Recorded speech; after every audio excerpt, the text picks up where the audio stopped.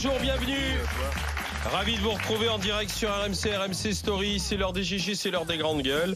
Nous sommes ensemble jusqu'à midi pour discuter, confronter nos arguments, ce que nous pensons de ce qui fait la société aujourd'hui. À vous de réagir, bien sûr, au 32-16. Bonjour Olivier Truchot. Bonjour Alain, bonjour les grandes gueules. Et une pensée pour Maxime Niedo, victime ce matin de la SNCF. Une entreprise que connaît bien Anas Kazib, puisqu'une fois de plus, aujourd'hui, c'est pour ça. Une fois de plus, le train est en retard. Puisque Olivier, le président d'Anas Kazib, cheminot, est avec nous aujourd'hui. Bonjour à tous et un bonjour particulier à la famille Boucher qui sont fidèles auditeurs et auditrices des grandes gueules. Voilà. Et tu peux rien faire pour Maxime. Et pour Maxime, non, moi je suis dans le fret, donc à part lui envoyer une rame et se mettre dans le wagon céréalier, il peut pas faire grand chose. Bonjour monsieur David Dickens, directeur marketing du Cirque Phénix, qui est avec nous aujourd'hui. Bonjour David. Messieurs Marchal, Truchot, Kazib, bonjour, et on attendra notre ami Maxime, et bonjour à vous tous. Monsieur Liedo qui va arriver là dans quelques instants. Le temps de vous donner le menu d'abord. N'oubliez pas que dans les grandes gueules et chez Moscato, tous les jours, vous avez 1000 € à gagner. Ce sont les 1000 € RMC. C'est simple comme un SMS. Il suffit d'envoyer RMC par SMS au 7 32 16. Vous jouez, vous gagnez à 9h15 et ensuite à 16h15 chez l'ami Moscato. Que va-t-il se passer aujourd'hui dans les GG, dans les grandes gueules? Julien de Normandie, ministre de la Ville et du Logement, passera le grand oral avec nous tout à l'heure. Julien de Normandie donnera la température au sein du gouvernement. En ce moment, paraît que ça tangue, c'est difficile. Il nous parlera de ses anciens collègues aussi qui sont partis. Une, Nathalie Loiseau aux européennes, deux autres pour batailler pour la mairie de Paris. Place de la République. Effectivement. Il se balade en chemise avec un micro-cravate. C'est monsieur Griveaux, non? Qui fait 10 degrés. Naturellement. Je suis étonné sur Benjamin Griveaux quand même, il marche place de la République, personne ne le reconnaît. Personne ne connaît Benjamin Griveaux, ça va être difficile pour la mairie de Paris en tout cas. Il a du boulot. Julien de Normandie, ministre de la Ville et du Logement, dans le grand oral des GG à 11h05. 11h-5 le match, 11h-20 les GG veulent savoir. Demain, nouvelle manifestation prévue, nouvelles interdictions. Mais finalement, est-ce que le gouvernement a trouvé la parade avec ces interdictions de manifestation dans différents quartiers? Là, sont concernés. Il y a encore Paris, bien sûr, la capitale, mais j'ai vu qu'il y avait Rouen aussi, Avignon, avec des périmètres bien spécifiques. Finalement, le gouvernement a peut-être trouvé la parade. Les GG veulent savoir ce que vous en pensez. 32-16 pour en parler avec les grandes gueules. À 10h, grande gueule du jour. Il était il y a quelques minutes en direct sur RMC. Monsieur le ministre des Comptes publics, Gérald Darmanin, il fait une proposition. Suppression de la redevance télé, 139 €. Et si on supprime la redevance télé qui finance l'audiovisuel public, par quoi est-ce qu'on la remplace? Et comment est-ce qu'on réforme l'audiovisuel public? 10h-20, le monde de Macron. En attendant, qu'est-ce qui fait la une des grandes gueules? C'est un constat. Les chiffres de mortalité routière sont repartis à la hausse. On l'évoquait hier un peu dans les grandes gueules. Et puis les pouvoirs publics ils disent ouais, c'est pas compliqué. Pourquoi ça repart à la hausse? C'est à cause de la vandalisation et du saccage des radars. Est-ce que vous êtes d'accord avec ce raisonnement? 32-16 rmc.fr pour en parler avec les grandes gueules. RMC, à la une des grandes gueules. Constaté beaucoup. J'en ai constaté sur la route de Saint-Gilles, qui va à Bellegarde. Celui-là, il a été dégradé. Il y en a un juste là, à la 9, juste là plutôt, quand on sort. Quand je rentre chez moi, il y en a un. Il y en avait un anciennement qui était bâché, mais il l'est plus, je pense qu'il a été restauré. Depuis le 15 novembre et un phénomène sans précédent de dégradation et de destruction de radars, on a pu vraiment observer sur les courbes une reprise à la hausse de la mortalité sur nos routes. Les radars, certes, sont désagréables, mais vraiment aujourd'hui, la démonstration est faite que quand ils sont pas là, eh bien, ça crée des morts. C'est ce que dit Monsieur Barre, aujourd'hui, qui est en charge de la sécurité routière, de la prévention routière. Alors c'est vrai que les chiffres ne sont pas bons depuis le début de l'année 2019, c'est même assez dramatique. Il y avait déjà eu une augmentation de la mortalité routière au mois de janvier, plus 4% environ. Là on est à plus 17% pour février. Et donc l'explication selon le gouvernement, l'exécutif et même Emmanuel Macron qui en a parlé hier lors de son déplacement à Angers, eh bien c'est le sabotage des radars depuis le début de la crise des Gilets jaunes. Sabotage des radars menés par des anti-80 km/h et les gilets jaunes. Et comme le dit M. Barre, le haut fonctionnaire chargé de la sécurité routière, on voit bien que quand il n'y a plus de radars, les gens font n'importe quoi sur les routes. Alors le problème, c'est que on aimerait avoir plus de précision. Comment arrive-t-on à l'explication un mort sur la route, c'est parce que le radar a été dégradé. Et ça, pour l'instant, on n'a pas de chiffres précis, de statistiques précis pour le dire. On a simplement effectivement effectivement une tendance qui est mauvaise depuis 2019.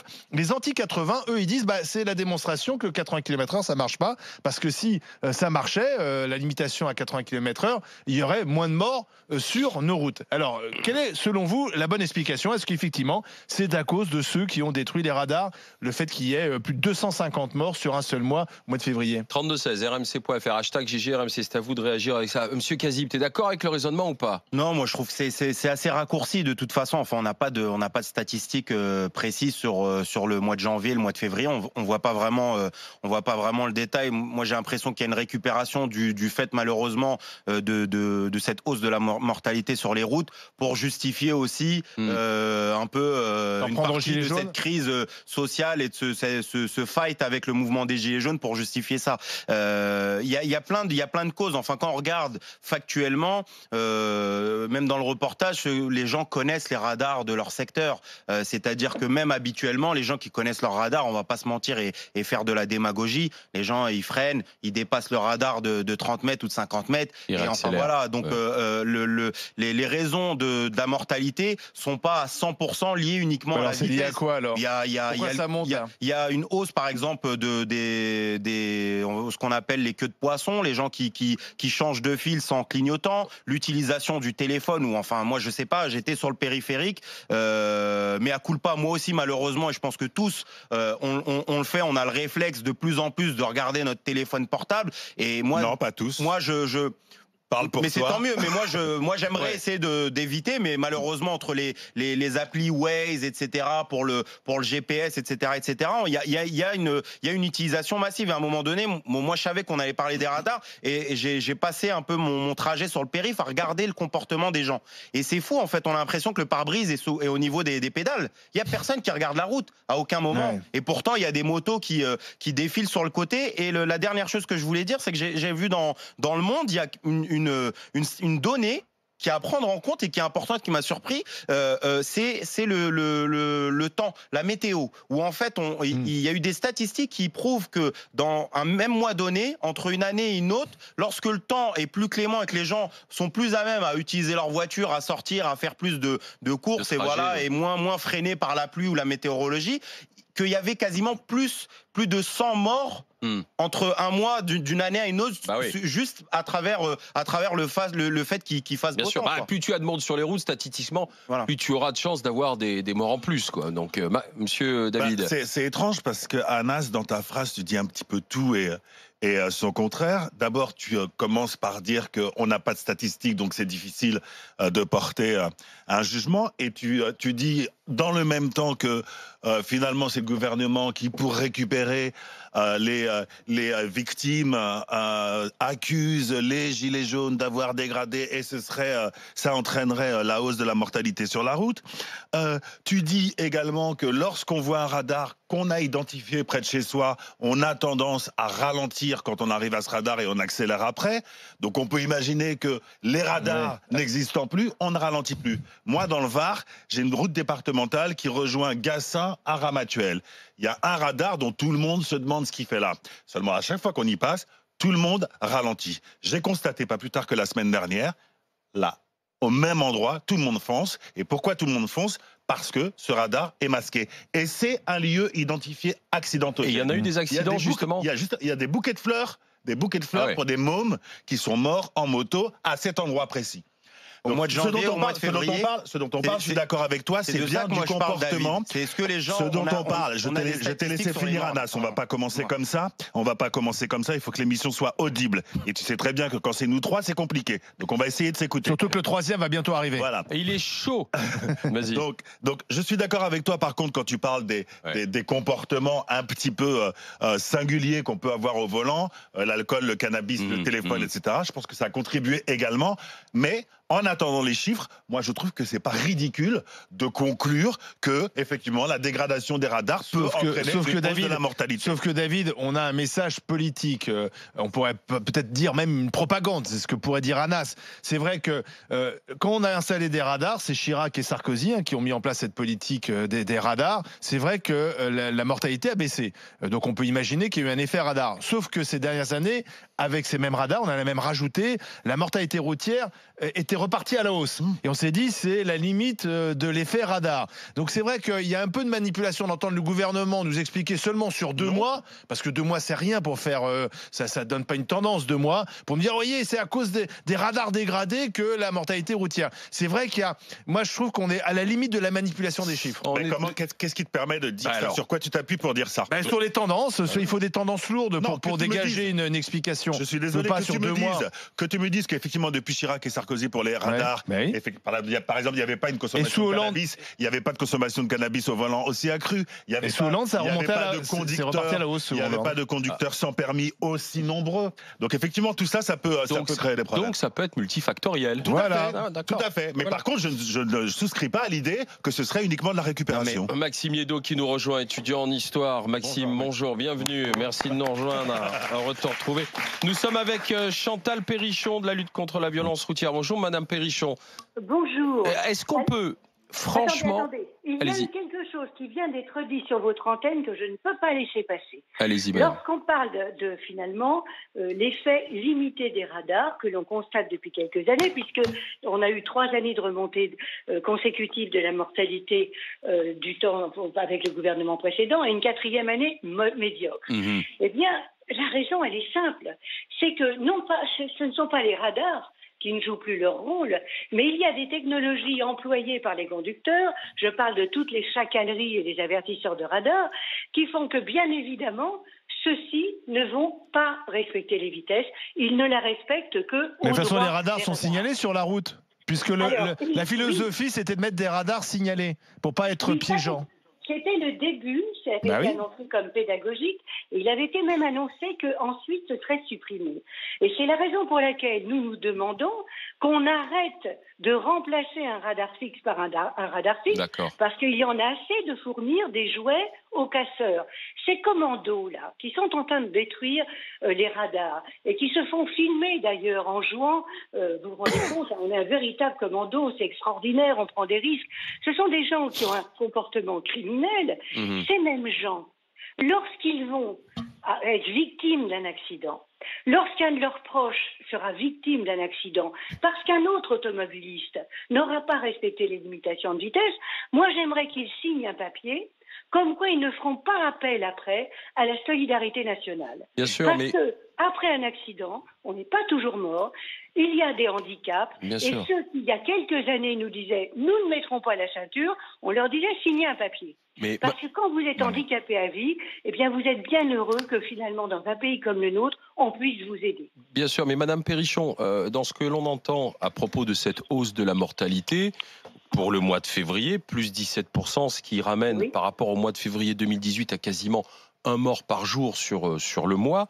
Mais ce que je voudrais savoir, c'est précisément, est-ce qu'on sait que c'est à cause des radars ou est-ce qu'on sait... C'est simplement pour affiner, parce que c'est important pour faire des campagnes de prévention ensuite.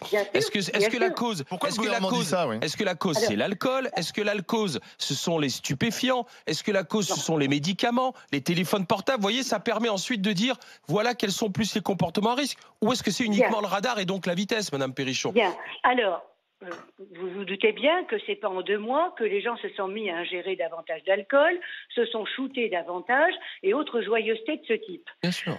Ce qui a changé rapidement, c'est la vitesse. Et la vitesse, pourquoi? Parce qu'elle n'était pas contrôlée. On a entre 75 et 80% de radars qui sont détruits ou occultés. Donc on voit bien que brusquement, les Français... Mais c'est un raisonnement qui ne repose que sur une intuition. Excusez-moi, une supposition. Attendez. Non. Je suis comme vous, moi. Si je n'étudiais pas et si je ne travaillais pas depuis plus de 20 ans avec les experts, je fonctionnerais effectivement au doigt mouillé. Et j'ai tendance à dire que pour la sécurité routière, eh bien, il faut quand même s'en remettre aux experts et regarder ce qu'il en est, effectivement, des études. Mais les experts, on n'a pas entendu les experts, on a entendu un haut fonctionnaire qui travaille pour l'État et le gouvernement tout de suite accuser les radars détruits. Or, vous nous expliquez, pendant 3 ans sous Hollande, c'était reparti à la hausse, alors qu'il n'y avait jamais eu autant de radars. Donc, vous voyez, les arguments, on peut les tordre dans tous les sens, en fonction de là où on est. Non, je ne vous laisserai pas dire que les arguments, on peut les tordre dans tous les sens, parce que Bon, vous pouvez dire merci, vous pouvez m'interrompre, bien évidemment, parce que ce que je dis ne vous plaît pas. Il n'empêche qu'on me donne quelques minutes pour vous répondre et je n'ai pas le temps de vous faire un topo pour vous expliquer ce que c'est que la circulation routière. Parce que vous êtes comme tout le monde.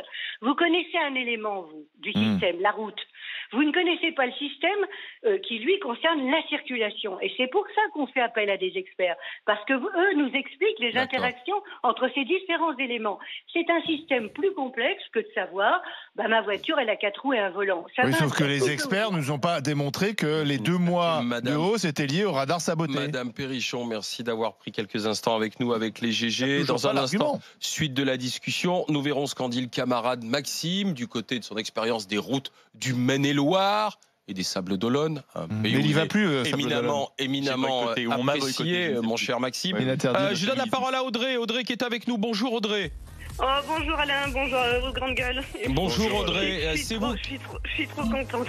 Vous avez envoyé RMC par SMS et vous gagnez les 1000 euros RMC, ma chère Audrey. Les 1000 euros RMC. Je vous remercie. Et un gros bisou à mon papa qui vous regarde à la télé en ce moment, je pense. Eh ben, comment s'appelle-t-il? Il s'appelle Marc de Périgueux. Eh ben, nous le saluons.